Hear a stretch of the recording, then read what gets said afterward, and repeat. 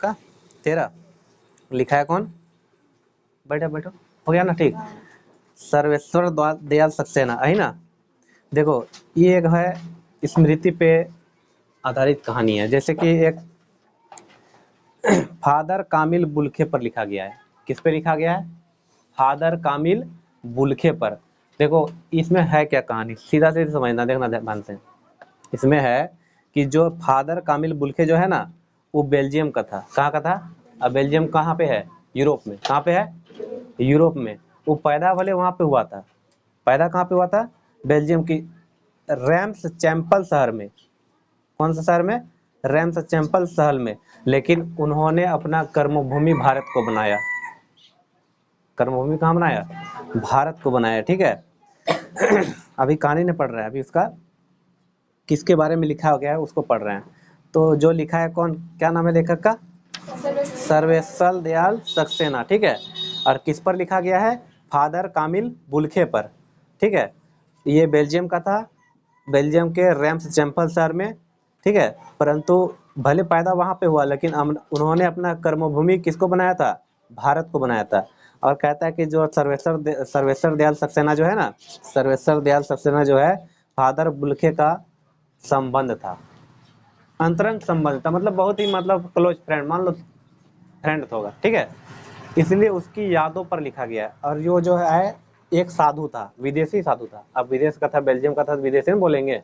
अब भारत में आके क्या किया, वो अपने आप को अपने आप को कहाँ बताया कि अपने आप को भारत का कर्मभूमि बताया, ठीक है। अपना भारत कर्मभूमि भारत को बनाया, ठीक है। विदेशी साधु को याद किया जाएगा तथा अच्छा, इसका कहानी इसीलिए लिखा गया है कि वो तो कहाँ का था? बेल्जियम का था, और एक साधु था, और वो कहाँ? भारतीय साधु था, ठीक है। तो इसका कहानी का नाम है, हेडिंग है मानवीय करुणा की दिव्य चमक। मानवीय करुणा की दिव्य चमक। देखो फादर को, फादर मतलब फादर पुलके को जहरबाद से नहीं मरना चाहिए था, जहरबाद से नहीं मरना चाहिए था, जिसकी रगों में दूसरों के लिए मिठास अमृत के अतिरिक्त और कुछ नहीं था, ठीक है। उनके लिए इस जहर का विधान क्यों हो, उसके लिए इस जहर का विधान क्यों हो, ठीक है। यह सवाल किस ईश्वर से पूछें? प्रभु की आस्था ही जिनका अस्तित्व है, इस अस्तित्व था, वह देह की इस यातना की परीक्षा उम्र की आखिरी देहरी पर क्यों दे, ठीक है। एक लंबी पादरी, पादरी किसको कहते हैं? चर्च वाला सबको पादरी का, चर्च में जो क्या करता है वहाँ फादर सब, उसको पादरी कहते हैं, ठीक है। कहाँ पे चल गया रे, हैं कहाँ होता है? अरे कहाँ चल गया रे? हाँ हाँ, ठीक है। यह सवाल किससे पूछो? प्रभु की आस्था ही कि जिसका अस्तित्व है, वह देह की इस यातना की परीक्षा उम्र की आखिर देरी पर क्यों दे। एक लंबी पादरी के सफेद चोंगे से ढकी आकृति सामने है, गौरा रंग, सफेद झाई मारती भूरी दाढ़ी, नीली आंखें, बाहें खोल गले लगाने को आतुर। इतनी ममता, इतना अपनत्व इस साधु में अपने हर एक प्रियजन के लिए उमड़ता रहता था। किसके बारे में बता रहा है वो? फादर बुल्के के बारे में बता रहा है, लेखक लिखा है, ठीक है। मैं 35 साल से इसका साक्षी था, 35 साल से उसका साथ था, मतलब उसके बारे में जानता था, 35 साल से उसके बारे में जानता था क्या क्या कर। तब भी वह इस इलाहाबाद में थे। कहाँ पर था? इलाहाबाद में थे। और तब भी जब वह दिल्ली जाते थे, आज उन बाहों का दबाव मैं अपनी छाती पर महसूस करता हूँ।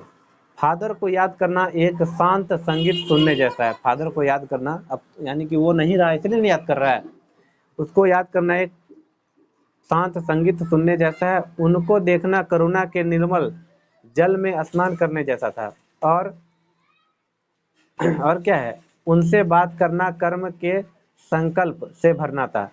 मुझे परिमल के वे दिन याद आते हैं जब हम सब एक पारिवारिक रिश्ते में बंधे जैसे थे, जिनके बड़े फादर बुल्के थे। हमारी हंसी मजाक में वह निर्लिप्त शामिल रहते थे, ठीक है। हमारी गोष्ठियों में वह गंभीर बहस करते, हमारी रचनाओं पर बेबाक राय और सुझाव देते, और हमारे घरों के किसी भी उत्सव और संस्कार में वह बड़े भाई और पूर्वज जैसे खड़े हो, अब हमें अपने आशीषों से भर देते। मुझे अपना बच्चा और फादर का उसके मुख में पहली बार अन्न डालना याद आता है, और नीली आंखों की चमक में तैरता वात्सल्य भी, जैसे किसी ऊंचाई पर देवदारू की छाया में खड़े हो। ठीक है, यह लेखक जो है फादर बुल्के के साथ जो अपना पल बिताया है, और फादर बुल्के अब नहीं रहा, तो उसी पल को कैद किया है अपने शब्दों में। ठीक है, कहाँ से शुरू करें? इलाहाबाद की सड़कों पर फादर की साइकिल दिख रही है। इलाहाबाद की सड़कों पर, यानी कि फादर जो है साइकिल चलाता था इलाहाबाद की सड़कों पर। वह हमारे पास आकर रुकती है, मुस्कुराते हुए उतरते हैं। देखिए देखिए, मैंने उसे पढ़ लिया है, और मैं कहना चाहता हूँ, उनको क्रोध में कभी नहीं देखा, आवेश में देखा है, और ममता तथा प्यार में लबालब छलकता महसूस किया है। अक्सर उन्हें देखकर लगता है कि बेल्जियम में इंजीनियरिंग के अंतिम वर्ष में पहुंचकर उनके मन में सन्यासी बनने की इच्छा कैसे जाग गई, जबकि घर भरा पूरा था, 2 भाई 1 बहन, माँ पिता सभी थे। जो फादर बुल्के था ना, इंजीनियरिंग का स्टूडेंट था। कौन सी का स्टूडेंट था? इंजीनियरिंग का। अंतिम वर्ष में पहुंच गया था, यानी कि 4 साल का मान लो इंजीनियरिंग होता है, तो तीसरा साल में पहुंच गया था, चौथा साल में नहीं किया और सन्यासी बन गया।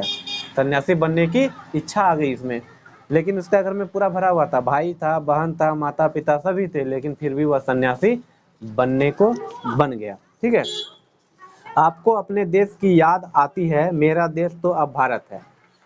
मेरा देश तो अब भारत है। मैं जन्मभूमि की पूछ रहा हूँ। हाँ, आती है। अब लेखक क्या कहता है, फादर बुल्के से क्वेश्चन करता कि आपको अपने देश की याद आती है? तो फादर बुल्के कहता कि मेरा तो अब देश भारत है। कहाँ का था? बेल्जियम का था, लेकिन अब बता रहा है कि हम भारत का हैं।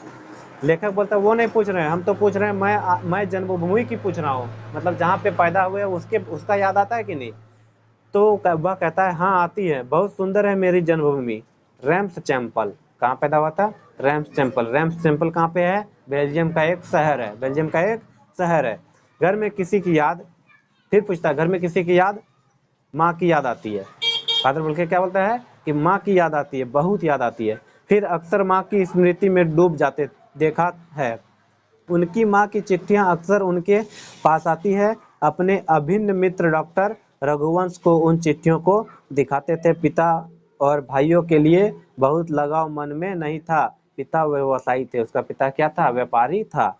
एक भाई वही पादरी हो गया, एक भाई वही गिरजाघर में पादरी बन गया। एक भाई काम करता है, उसका परिवार है। बहन सख्त और जिद्दी थी।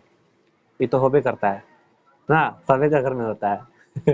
1 टका देगी नहीं, और 2 टका के लिए झगड़ा भी लड़ जाएगी, लेंगे तो लेंगे ना। सख्त मतलब पूरा देगी नहीं, लेकिन जिद्दी थी और लेके रहेगी, ऐसा होता था। ठीक है, बहुत देर से उसने शादी की, बहुत देर के बाद उसने शादी किया, बहुत देर तक किया शादी।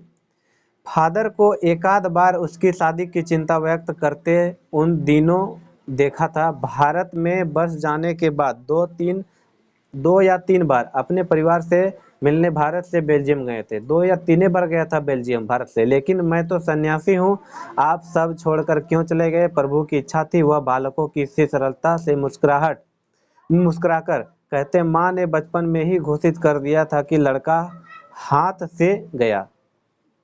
अब वो तो उसका फादर बुल्के का जो मम्मी थी, वो तो बचपन में कह दिया था लड़का मेरा हाथ से निकल ही जाएगा। और सचमुच इंजीनियरिंग के अंतिम वर्ष की पढ़ाई छोड़कर फादर बुल्के सन्यासी होने का जब धर्म गुरु के पास गए, तो कहा कि मैं सन्यास लेना चाहता हूँ, तथा एक शर्त रखा कि सन्यासी लेते समय सन्यास चाहने वाला शर्त रख सकता है कि मैं भारत जाऊंगा। सन्यास लेकर कहाँ पे जाऊंगा? भारत जाऊंगा। भारत जाने की बात क्यों उठी? भारत जाने की बात क्यों उठी? नहीं जानता, बस मन में यह था। उसकी शर्त मान ली गई और भारत आ गए। जहाँ पे वो सन्यास लेता था अपना बेल्जियम में रैम्सडेल शहर में, तो वहाँ पे वो शर्त रखा कि हम तो सन्यास लेंगे, लेकिन एक शर्त मेरा मानना होगा कि हम भारत जाएंगे। कहाँ पे जाएंगे? भारत जाएंगे। तो उसकी बात क्यों माना? देखिए, उसकी शर्त मान ली गई और वह भारत आ गए। पहले जीसेट संघ में 2 साल पादरियों के बीच धर्माचार की पढ़ाई की। अब भारत आके क्या क्या किया देखना। धर्माचार की पढ़ाई की, फिर 9-10 वर्ष दार्जिलिंग में पढ़े। दार्जिलिंग कहाँ पे है? उधर है। ठीक है, रहे। कलकत्ता उसके बाद कलकत्ता भी गया, कलकत्ता से बीए किया, कलकत्ता से क्या किया, बीए किया, और फिर इलाहाबाद से एमए।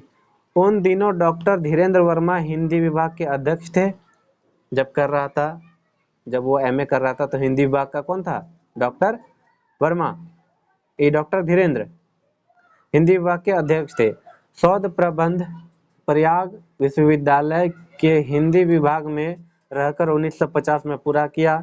रामकथा, कौन सी पूरा किया, रामकथा। उत्पत्ति और विकास, उत्पत्ति और विकास, परिमल में उसके अध्याय पढ़े गए थे। फादर ने मातर लीग के प्रसिद्ध नाटक ब्लू बर्ड्स का रूपांतरण भी किया नील पंछी के नाम से।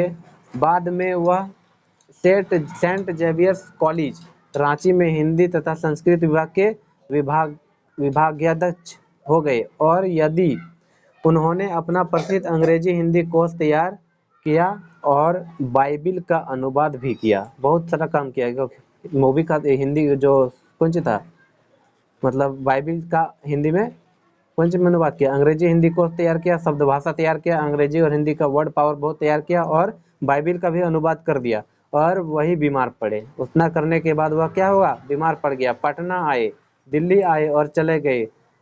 47 वर्ष देश में रहकर और 73 वर्ष की जिंदगी जीकर, 47 वर्ष रहा लेकिन 73 साल का जिंदगी जी के चल गया। कैसे जिया देखो। फादर बुल्के संकल्प से सन्यासी थे, संकल्प से वो अपने आप में मान लिया था कि हम सन्यासी, संकल्प लिया था कि हम मान लिया था कि हम ही सन्यासी हैं। कभी कभी लगता कि वह मन में सन्यासी नहीं थे, ऐसा भी लगता था मन में सन्यासी भी नहीं था। रिश्ता बनाते थे तो तोड़ते नहीं थे, रिश्ता बनाता था तो तोड़ता नहीं था। अब बताओ सन्यासी का काम क्या है, कितनों रिश्ता हो अब छोड़ छाड़ के चल जाता है कि नहीं। शादी भी कर लिया, सन्यासी बन गया तो पत्नी को छोड़ के चल जाता है कि नहीं। लेकिन वो ऐसा नहीं था, इसी अंदाज से उसको लगता था कि हम सन्यासी नहीं है। रिश्ता तो बनाता था लेकिन तोड़ने का मन नहीं करता था। तो जब तोड़ने का मन ही नहीं तो कथी का सन्यासी क्या। उसके बाद है 10 साल बाद मिलने के बाद उसकी गंध महसूस होती थी। जब भी दिल्ली आते जरूर मिलते, खोजकर समय निकालकर गर्मी सर्दी बरसात झेलकर मिलते, चाहे 2 मिनट के लिए ही सही। ठीक है, यही कौन सन्यासी करता है, ये सब काम कौन सन्यासी करता है। सन्यासी आता है, मिलता है, तब तो चल जाता है। उनकी चिंता हिंदी को राष्ट्रभाषा के रूप में देखने की थी। हर मंच से इसकी तकलीफ बयान करते, इसके लिए अकाट्य तर्क देते। बस इसी एक सवाल पर उन्होंने झुझलाते देखा, और हिंदी वालों द्वारा ही हिंदी की उपेक्षा पर दुख करते उन्हें पाया। घर परिवार के बारे में, निजी दुख तकलीफ के बारे में पूछना उसका स्वभाव था, और बड़े से बड़े दुख में उसके मुख से सांत्वना के जादू भरे 2 शब्द सुनना एक ऐसी रोशनी से भर देता था जो कि किसी गहरी तपस्या से जन्मती है। हर मौत दिखाती है जीवन को नई राह। मुझे अपनी पत्नी और पुत्र की मृत्यु याद आ रही है, और फादर के शब्दों से झरती विरल शांति थी। यह लेखक कहता है, ठीक है। आज वह नहीं है, कौन नहीं है, फादर बुल्के नहीं है। दिल्ली में बीमार रहे और पता नहीं चला। बाहें खोलकर इस बार उन्होंने गले नहीं लगाया। लेखक को ये सब काम करता था ना, गले लगाता था जब भी आता था, ठंडी गर्मी बरसात मिलता था ना, 2 मिनट के लिए मिलता था लेकिन मिलता था ना। लेकिन ऐसा आज फील हो रहा है कि उन्होंने गले नहीं लगाया। जब देखा तब वे बाहें दोनों हाथों से सूजी उंगलियों को उलझाए ताबूत में जिस्म पर पड़ी थी। जो शांति बरसती थी वह चेहरे पर थीर थी, तरलता जम गई थी। वह 18 अगस्त 1982 की सुबह 10 बजे का समय था। दिल्ली में कश्मीरी गेट के निकलसन कब्रगाह में उसका ताबूत एक छोटी सी नीली गाड़ी से उतारा गया। उसकी मृत्यु हो गई, उसका लाश को उतारा गया। कुछ पादरी रघुवंश जी का बेटा और उनके परिजन राजेश्वर सिंह उन्हें उतार रहे थे। फिर उन्हें उठाकर एक लंबी संकरी उदास पेड़ों की घनी छांव वाली सड़क के कब्रगाह के आखिर छोर तक ले जाया गया, जहां धरती की गोद में सुनाने के लिए कब्र अवाक मुंह खोले लेटी थी। अब वो तो मर गया था, ठीक है। ऊपर करील की घनी छां थी, और चारों ओर कब्रें और तेज धूप के वृत्त। जैनेन्द्र कुमार विजयेंद्र, स्नातक अजीत कुमार, डॉक्टर निर्मल जैन और मसीही समुदाय के लोग। पादरीगण उनके बीच में गैरिक वसन पहने। इलाहाबाद के प्रसिद्ध विज्ञान शिक्षक डॉक्टर सत्यप्रकाश और डॉक्टर रघुवंश भी, जो अकेले ही सकरी सड़क की ठंडी उदासी में बहुत पहले से खामोश दुख की किन्हीं अपरिचित आहटों से दबे हुए थे, सिमट आए थे कब्र के चारों तरफ। चादर इफादर की देह पहले कब्र के ऊपर लिटाई गई। पहले क्या किया, उसका कब्र को लिटाया गया। मसीही विधि से अंतिम संस्कार हुआ। मसीही विधि मतलब यीशु मसीह उसको जिस तरह किया था उसी के अनुसार उसका अंतिम संस्कार हुआ। रांची के फादर पास्कल तोयना के द्वारा उन्होंने हिंदी में मसीही विधि से प्रार्थना की। फिर सेंट जेवियर्स के रेक्टर फादर पास्कल ने उनके जीवन और कर्म पर श्रद्धांजलि अर्पित करते हुए कहा, फादर बुल्के धरती में जा रहे हैं, इस धरती से ऐसे रत्न और पैदा हो। डॉक्टर सत्यप्रकाश ने भी अपनी श्रद्धांजलि में उनके अनुकरणीय जीवन को नमन किया। फिर देह कब्र में उतार दी गई। उसके बाद सबको प्रणाम उन्नाम करने के बाद क्या किया, उसका बॉडी को, देह को कब्र में उतार दिया गया। मैं नहीं जानता इस सन्यासी ने कभी सोचा था या नहीं कि उसकी मृत्यु पर कोई रोएगा, लेकिन उस क्षण रोने वालों की कमी नहीं थी। नम आंखों को गिनना स्याही फैलाना है। इस तरह हमारे बीच से वह चला गया जो हम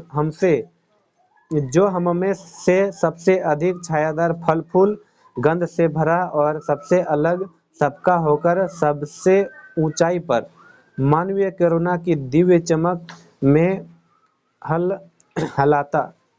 लहलहाता खड़ा था, जिसकी स्मृति हम सबके मन में जो उनके निकट थे, किसी यज्ञ की पवित्र आग की आंच की तरह आजीवन बनी रहेगी। मैं उस पवित्र ज्योति की याद में श्रद्धानत हूँ। ये कैसा कहानी था, अस्मरणीय, याद पे आधारित था। किस पे था सर, जो कि लिखा था कौन, सर्वेश्वर दयाल सक्सेना। और किसके ऊपर लिखा था, फादर कामिल बुल्के पर लिखा है। ठीक है, तो ठीक है, मन कर दो तब छाया हाथ रही है।